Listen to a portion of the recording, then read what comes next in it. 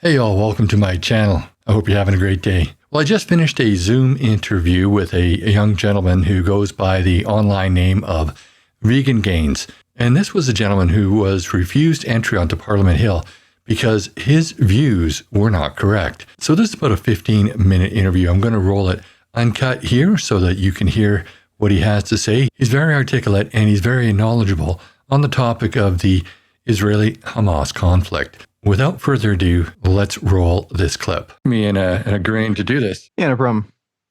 So I was very interested in seeing that interview you did. Well, kind of an interview, that little confrontation you had with the parliamentary police, or they're called what? Parliamentary Protection Service, I guess, out there. Yeah. Are you from Ottawa? No, not originally. I originally was from Toronto, then I moved to Guelph, then I moved near Ottawa. I'm pretty close to the city. Okay. So I was just actually watching some of your other stuff from your YouTube channel. So I wanted to maybe get a little bit of background leading up to this.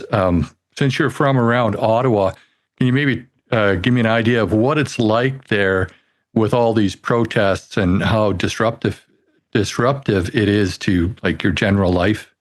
Yeah, so I don't live right in the city, and I live in a small town, so I haven't really been in the city enough to really comment on that. I know before I moved here, I was seeing quite a few protests.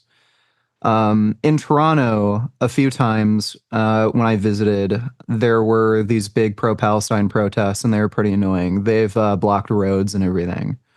And I do know they're costing these cities quite a bit of money doing that too. Yeah. So you were going there to maybe interview a few people, and I saw I just started watching an interview that you were doing with a lady on the street just after your interaction with the Parliamentary Police Service there. What kind of questions would you have been asking the protesters?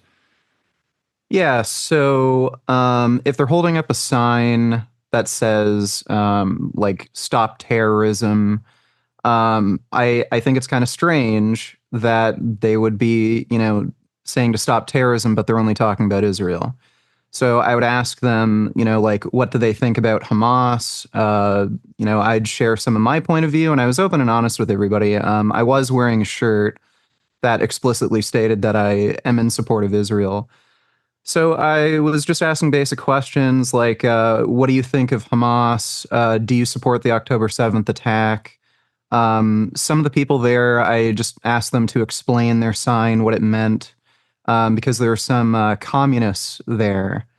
And I thought that was a little strange. There were even people waving around Che Guevara flags. Not everybody was interested in talking to me. I was only able to get a few interviews, but the few people that didn't have the most productive conversations with the pro-Palestine protesters anyway. As soon as you say anything that kind of defeats their narrative of Israel committing a genocide, they usually just clam up and then, refuse to talk to you. But the whole time, like, again, the videos on my channel, you could see I was respectful. If somebody didn't want to talk anymore, I said, okay, well, thank you for your time. Didn't do anything to antagonize anybody. Do you find that when you do ask these protesters questions that they're knowledgeable on the topic? Oh, no. Practically every single one of them either has no clue whatsoever what they're supporting. Like if you ask them, what does from the river to the sea mean? What river, what sea? A lot of them wouldn't be able to like even tell you, especially, white people who aren't really a part of that culture. And some of the like Palestinian and Arab people there, they would know some of those questions, but they were also spreading a lot of misinformation. So one guy told me that Netanyahu ordered a 2,000-pound bomb to be dropped on one single person. So the target was one single person, and these people were in, like, I don't know, a school or a market, and 400 people died just to kill, one Hamas member. like they were spreading misinformation like that. They also didn't seem to understand things like the civilian to militant casualty ratios. They didn't seem to understand that Israel is supplying humanitarian aid. They are warning civilians when a certain target is about to get bombed to minimize civilian casualties. So none of them really seemed either aware of any of that or were willing to acknowledge any of that. Uh, so, as somebody out on the West Coast, and I'm not actually in a large city, can you give us an idea of like who's attending these rallies? Are they all, you know, ethnic Palestinians, or are they mainly just people from Canada who are joining in to join in? So, from what I saw personally from that particular protest, the majority of them seem to be from from some sort of Arabic descent. So they may have been Palestinian, Lebanese, Iranian, stuff like that.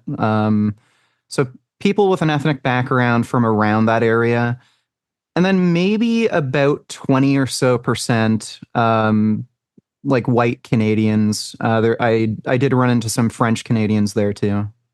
Okay. So we see videos on YouTube all the time about them chanting and whatnot, and those chants I think are violent in nature. Is there anything that goes beyond that you've seen personally? Well, I didn't see any chanting personally that was violent in nature. I didn't hear anybody saying "destroy Israel" at that particular protest. People were saying "free Palestine," some pretty basic things. But again, I did ask people if they supported Hamas, and they either wouldn't answer or they'd kind of hem and haw around the question. So I think that gives you an answer that a lot of these people do, in fact, support radical Islamic terrorism.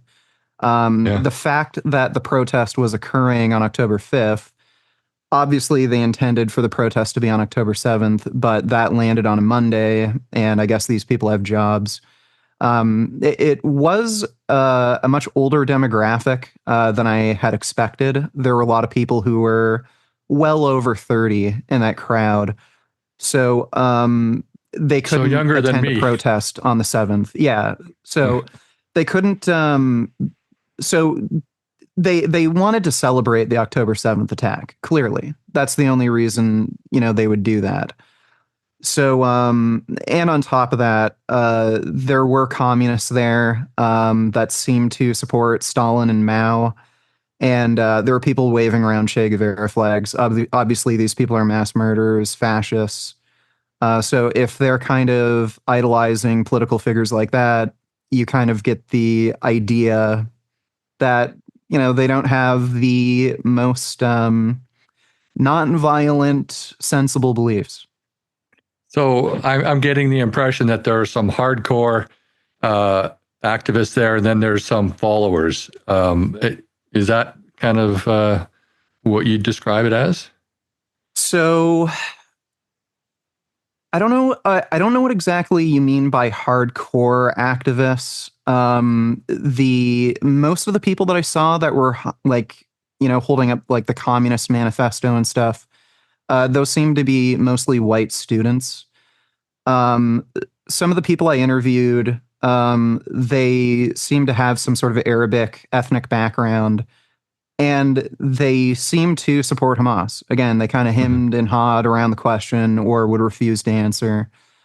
So I don't know if I would call them hardcore activists, but they certainly do hold some pretty radical beliefs if you're going to support Hamas. So true believers, and then people kind of joining and maybe not knowing everything about the situation. Yeah, so I would definitely say that about some of the students there, some of the people who are around, late teens, early 20s, and some of the other like younger white people that were in, I'd call them useful idiots. And the rest, Yeah, a lot of them are true believers, and they think that, what Hamas did was great, and they support the October 7th attack. Yeah, well, that's pretty scary. When I was in university, we used to call them bandwagoners, but that was half a decade ago or half a century ago.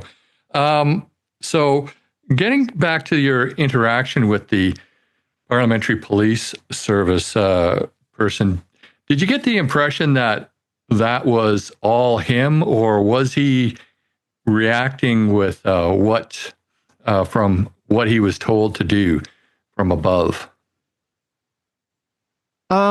I'm not entirely sure. I actually did a little bit of research on this guy. A few years ago, Rebel Media was in that same area on Parliament Hill during a pro-life protest.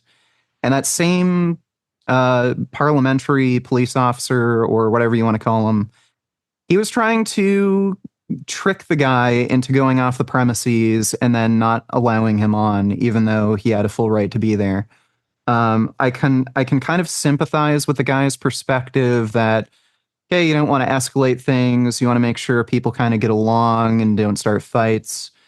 But it seems with that guy in particular, the interaction that I saw with him with Rebel Media, it seems like he has kind of a weird chip on his shoulder where maybe he just likes, pushing people around because Rebel Media was there just doing interviews, just like I was. And wasn't starting fights, wasn't causing any chaos, and he still tried to force the guy off the premises. So I'm not sure if they get any kind of specific instructions, but I know I am seeing a pattern of behavior here with that one particular officer. Was he a supervisor? Did he have any chevrons on his arm or his epaulets or anything? Or was he a constable?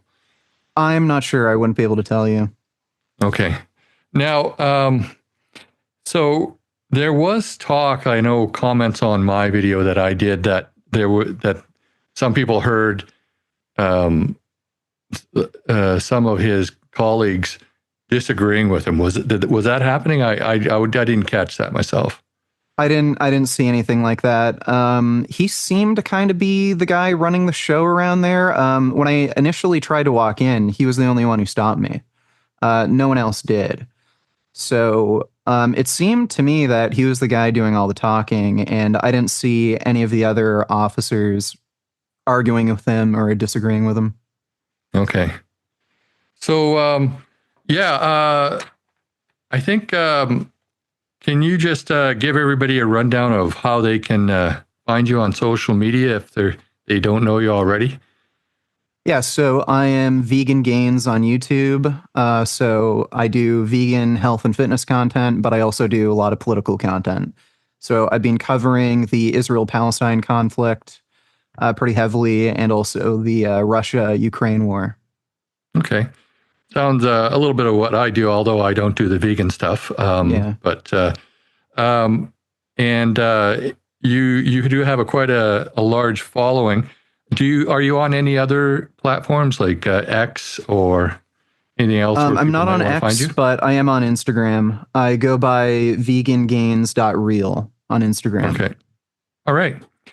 Well, I'd like to thank you very much for allowing me to do this quick interview with you.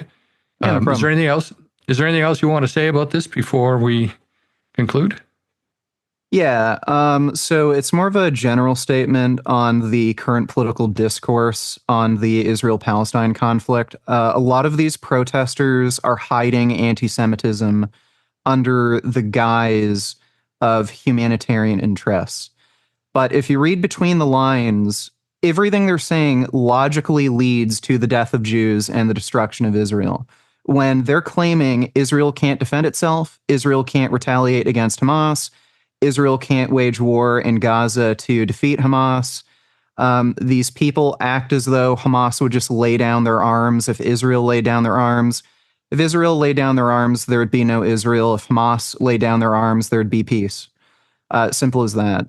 So don't be fooled. I would say, damn near 100% of the people you come across that are pro-Palestine, that are saying these things, they are truly anti-Semites who hate democracy, hate liberalism, hate secularism, and they want to support fascist jihadist dictatorships. It's as simple as that. So don't be fooled by their, supposed humanitarian interests. If they really cared about humanitarianism, they'd want to destroy Hamas. They'd want to take out Iran, which is supporting these terror proxies in the region.